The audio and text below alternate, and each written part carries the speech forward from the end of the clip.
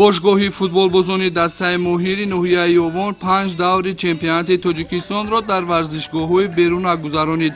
Ҳамакнун баъди пурра таъмир гаштани варзишгоҳи марказии ноҳия, мухлисону ҳаводорони футбол тавонистанд рақобатҳои минбаъдаро дар ин варзишгоҳи замонавӣ гузаронанд ва тамошо кунанд. Варзишгоҳи марказӣ пурра рангу бор шуда, майдони варзишгоҳ низ ба талаботи Федератсияи футболи Тоҷикистон омода сохта шудааст.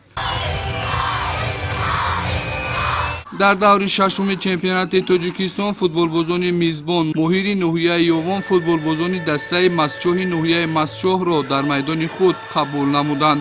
Пас аз садо додани суруди миллӣ бозӣ байни дастаҳо оғоз гардид. Воқеан ҳам дар ноҳияи Ёвон дӯстдорони зиёди намудҳои гуногуни бозиҳои варзишӣ ба хусус футболро рӯ ба афзоиш аст. Ташкил ва гузарондани мусобиқаҳои варзишӣ ва мавҷудияти шароити мусоид имконияти оммавӣ гаштани варзишро дар ноҳия таъмин намудааст. мухлисони дастаи моҳир хеле боз буд чунин бозии ҷолибро интизор буданд.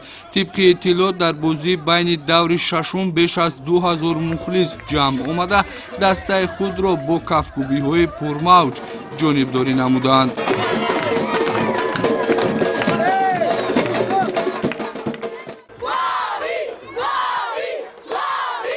қисми аввали бозӣ бо кӯшишҳои футболбозони дастаи моҳир ҷолиб сурат гирифт ва ин тим тавонист дар қисми аввал 2 гол ба дарвозаи меҳмонон ворид намоянд.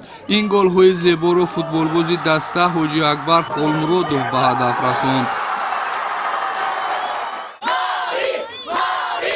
қисми дуюми бозӣ низ бештар футболбозони дастаи моҳир дар ҳаракат буданд. Футболбозони дастаи Мастчоҳ дар ин дидор натавонистанд ба дарвозаи ҳариф гол ворид созанд. Дар дақиқаҳои охири бозӣ 2 голи дигар аз ҷониби футболбози дастаи моҳир Шоҳин Бобоев ба дарвозаи дастаи Мастчоҳи ноҳияи Мастчоҳ ворид шуд ва ҳисоби бозӣ ба 4-0 баробар гашт. бо ҳамин бозии имрӯза ба фоидаи футболбозони дастаи моҳир анҷом ёфт. Сипас дар ҳузури мухлисони зиёд аз ҷониби сарпарасти дастаи моҳир ҷамъияти дорои масъулияташ маҳдуди Моҳир Семент ба беҳтарин бозингарон маблағи 10 000 сомонигӣ тақдим карда шуд, ки ин аз таваҷҷӯҳ ва дастгириҳои даста дарак медиҳад ва боиси рӯҳбаландии футболбозон, рушди минбаъда ва пирӯзиҳои оянда мегардад.